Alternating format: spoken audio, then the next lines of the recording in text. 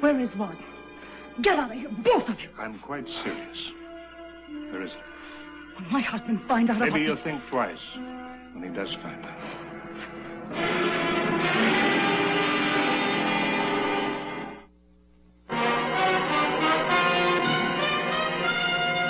Man with a Camera. Starring Charles Bronson.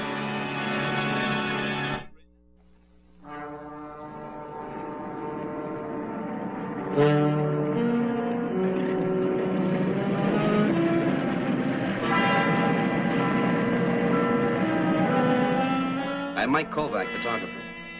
When I arrived at the airport in San Diego, my police detective friend Ed Kern was there to meet me. Ed had telephoned me yesterday in New York. He wanted to hire me. He said it was urgent, so I'd flown out to meet him on the West Coast. Well, it's about my wife, Jill. She's missing, and I want you to find her for me. Ed, you're a policeman. You've got 1,000 buddies on the force. Why do you want me? Well, the thing is, when we were married, there was a lot of talk, even in the department. See, the first time I ever met Jill is when I arrested her.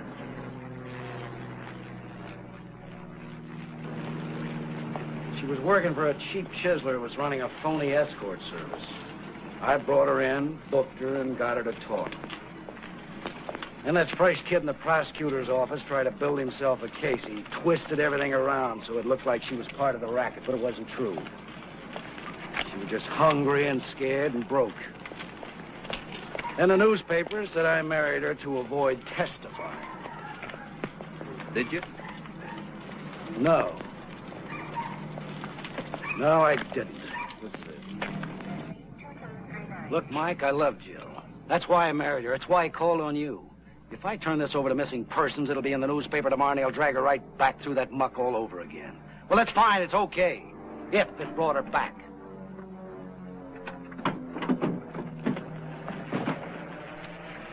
You're asking me to do something you don't think your own department can? No, I'm only asking you to believe the same thing I do.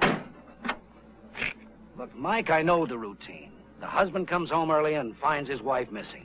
99 times out of 100, it's one of three things. She's either gone on a spree with a joint bank account, gone home to mother, or she skipped with another guy. Well, our bank account hasn't got enough money for her to get 4 miles. And she doesn't have a mother. What about the third possibility?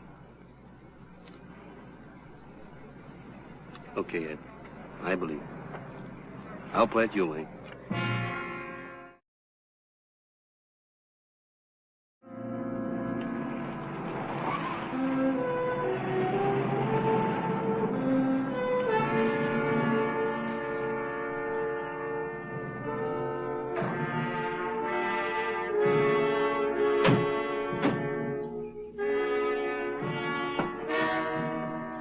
Last time you saw Jill was when?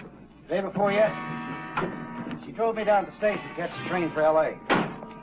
I got back yesterday noon. I didn't even call her and tell her I was getting back early. Look, Mike, she just wasn't here. She hasn't been here in 2 nights. Take it easy. Easy. That's easy for you to say.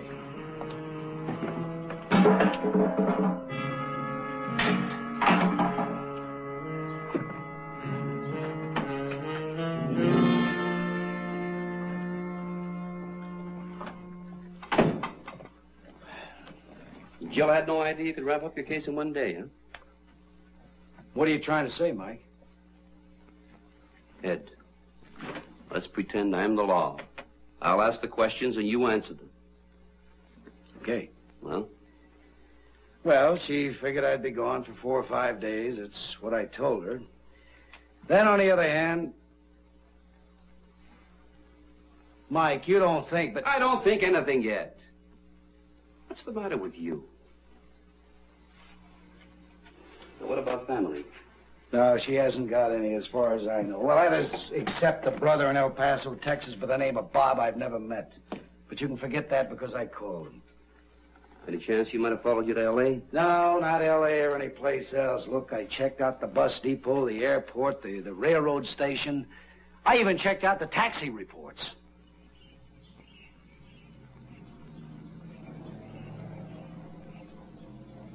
Look, Mike, this is my wife, Jill. I'm married to her. I know how this girl thinks. 2 years next month.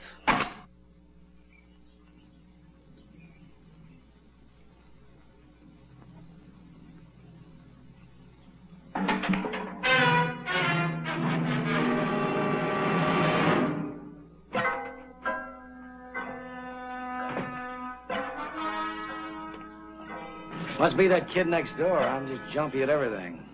Well, let's not just stand around beating our gums. You hired me to find your wife, though, so let's check out her routines. Look, Mike, I told you. I said let's check out her routines. What'd she do on Tuesday?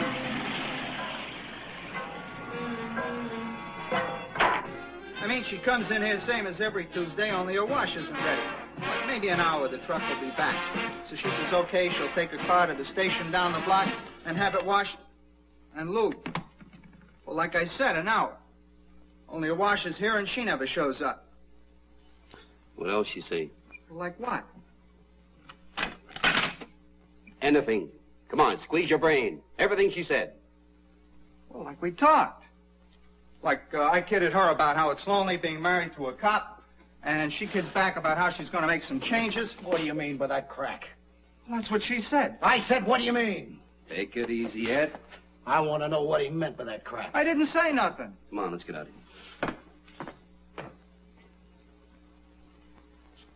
You think like all the rest of them. What do you know about Jill? What do you care? Ed, from now on, this is my case alone. You understand that? Okay.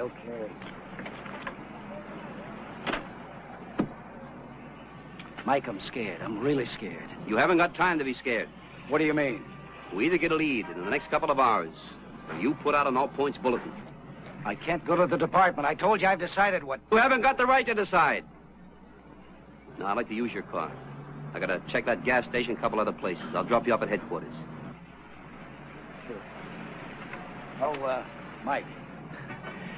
Better drop me off at a house. I gotta testify at a hearing, and I've been in this for a couple of days. Mike, you gotta find her for me. No matter where she's gone or why, you gotta find her.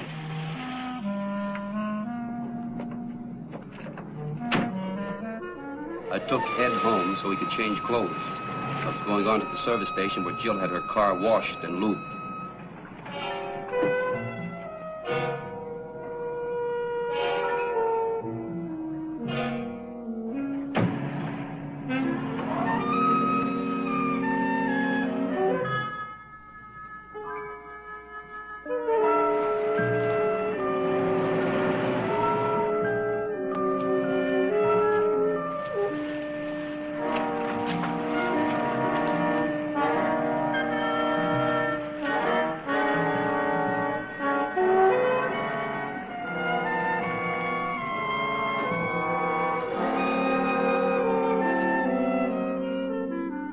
The attendant at the car wash remembered Jill. She was a regular customer. And the last time in, she had her car washed, lubed, and steam cleaned, and she'd left a package. He was saving it for her in the office.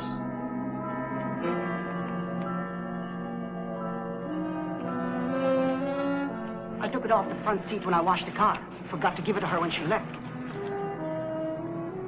You'd think she'd come back for this had she known she lost it, wouldn't you? Yeah, you'd think that. Yeah?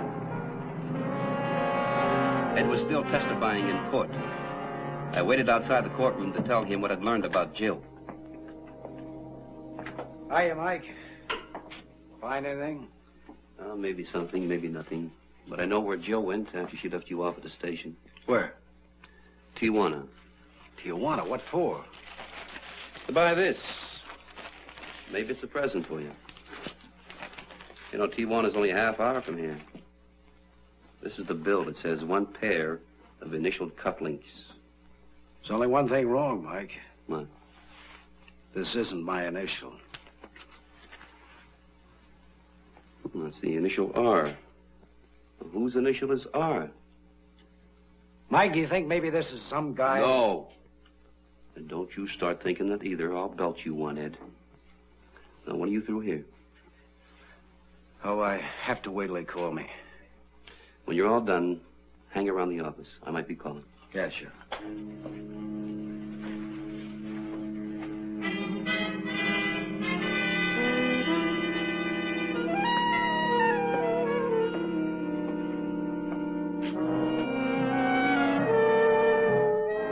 From San Diego, I went across the border to Tijuana, over the trail that Jill might have taken.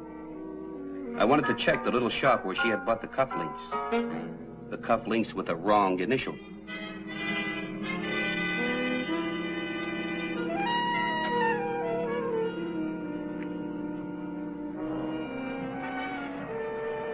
There's something I can show you? Looking for the manager. I am the owner. Oh, then you're Mr. Ganser. Yes, that's right. Remember the woman that bought these day before yesterday? Well, we have so many customers. Another shop, perhaps. Your shop. Signed and dated. Yes, apparently you're right. This is my handwriting and the lady's name and address. The customary duplicate form, protection for the tourists. Yes, I do remember her now. Excellent taste. Hand-buffed silver, the cufflinks. A birthday gift. For who? Oh, of course I did not ask her. I'm sorry I cannot be of help to you. I'll just keep that. Yes, of course. Thanks. You're from the San Diego police, no doubt. Why? Merely your questions. Well, you might just say that I'm a husband looking for his wife. That is, if you know anybody that's interested. Of course. In fact, you can rely on it. That's just what I'll do, Mr. Ganser. Rely on it. Bye-bye.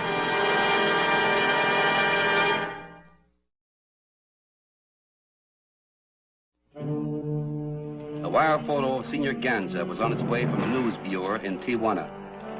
I telephoned Ed, and he was standing by in San Diego waiting for the picture to come in. Ed? I'm sorry you had to go to the news service office, but I think this picture's important. Does he know you got his picture? No. I used a miniature camera set. Looks like a cigarette lighter. Now, this is the dope. Carl Ganser. Ganza. He's got a gift shop down here. Check him out for me, will you? Find out where he's from, who he is, and if he's mixed up in any border rackets like dope, hot cars, even parakeets. And Ed, don't get your hopes too high, but I threw out some bait, and I think maybe they swallowed it. But it's still just a guess. Hey, Mike. Hold on a minute. Down there by that hat stand. I've seen him around, Mike. He's no tourist. So why is he nosing around that display? That's a good question.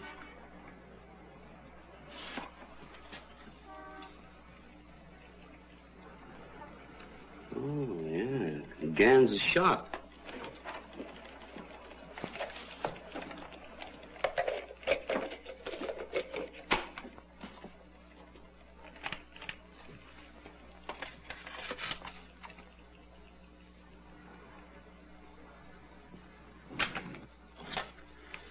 Jack, develop this, blow it up, and send it out over the wire, will you? Right.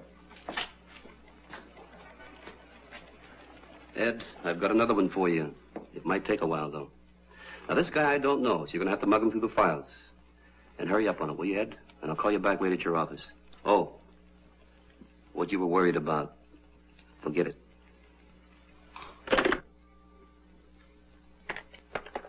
On my way back to San Diego, I stopped at the border to check out a hunch with the customs authorities. Kovac. Sure, New York, right? Right. You on a case down here? Oh, just sort of checking out a theory for a friend. Smuggling over the line here? Well, I don't say it can't be done. But that's why we're here, to stop it. Well, look, this is just an idea. Let's see if it makes sense. Now, suppose a housewife leaves San Diego, drives to Tijuana to buy a gift for a friend, something like a pair of cufflinks. And she finds what she wants in a shop. Now, the clerk wraps it up and gives her a receipt. Customary procedure. That's for us. Valuation check at customs. Well, now he writes her name and address on the receipt. No reason for that at all. You mean if it's legitimate? But suppose they want a carbon of the address for later. While the clerk is wrapping the gift and making out the receipt, another man is hiding something in her car. Now, she innocently crosses the border and goes home. And later, the smugglers go to the car, take the stuff out, and just walk away. Not out of the car. They wouldn't take a chance on her finding it. They more than likely tape it under the car. Yeah. Sure. Under the car. Would it work? No. Well, why not? We've got boys below the border that know when shipments are going to be made. We usually know just when and where to look. Well, suppose you didn't know when and where to look. Our housewife could get through, right? Mm-hmm. Thank you.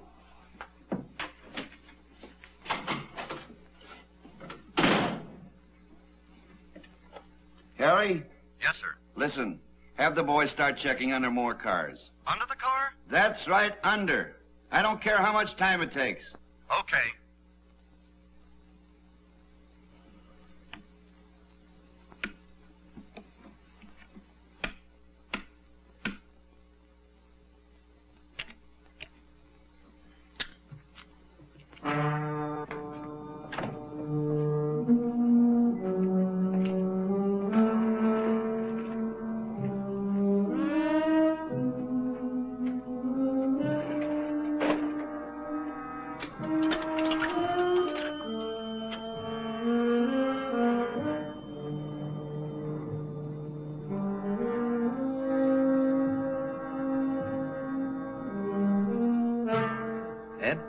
Mike, the rundown on Gonza doesn't show much. U.S. citizen, no felony convictions, no known connection with the rackets. The other guy's something else again. He's a tough baby. Joe Huss, alias Joe Hart, armed assault, terror, hot homicide, New Orleans. He's up for grabs. That figures. Ed, these are our boys, all right. We'll have to make the move at your end. Now, listen. Give me a half hour, then head for that car wash where Jill had her car cleaned. What happens to you? Well, I'm going to let them catch the mechanical rabbits. And I got a hunch you're not going to like the taste. Okay, Mike.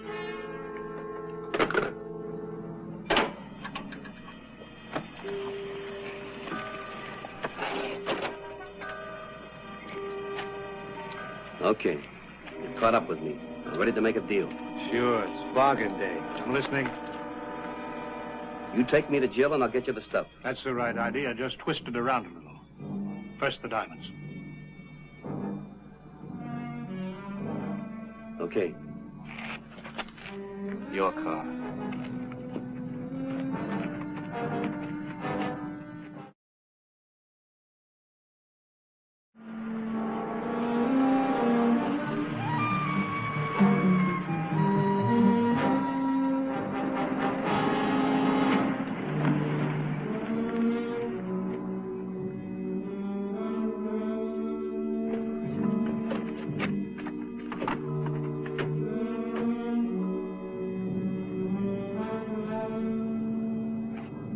What are you trying to pull, my friend? Why here? Because this is the only place they could be. Jill didn't know the diamonds were stuck under the car.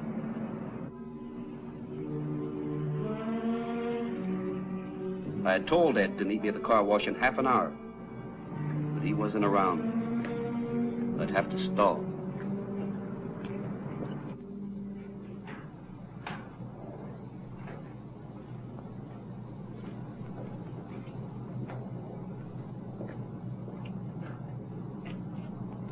In here?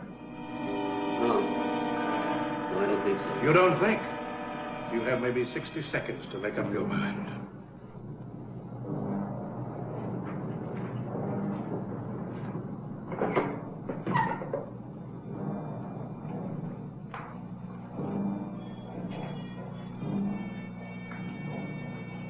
Let's see. Jill had her car steam cleaned. Must have happened then. Yeah.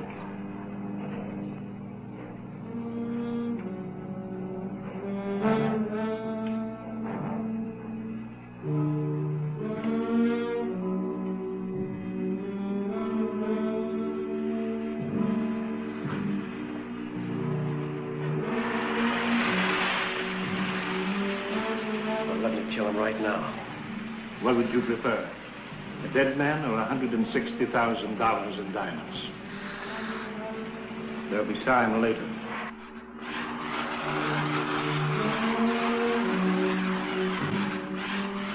This whole setup smells like an act to me.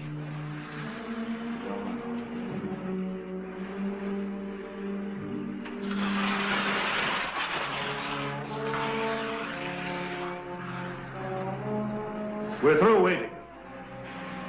What about Jill? The diamonds. No talk. No bargains. Well, now listen. Jill had the car steam cleaned. Like this, see? And I figure that it steamed all the dirt and grease out from under the car, including your little bag of goodies. Now, it's probably right down in here.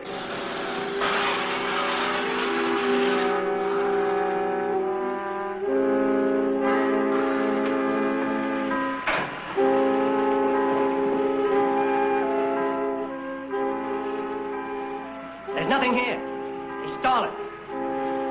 Now, wait a minute. I got you.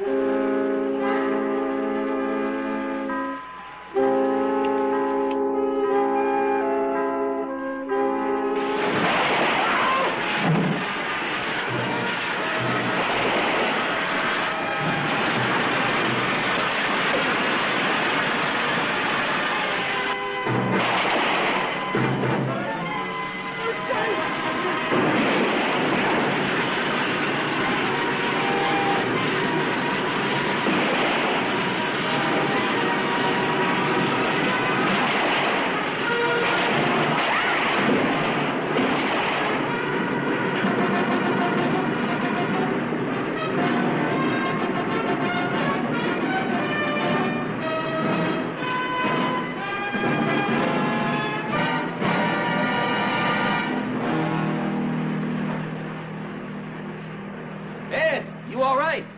My face!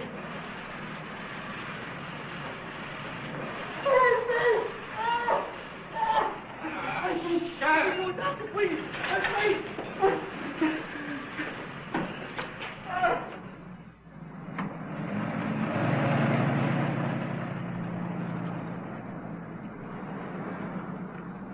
Hi, Dan. I wasn't worried for a minute. When a girl's married to a detective, what you got to be afraid of?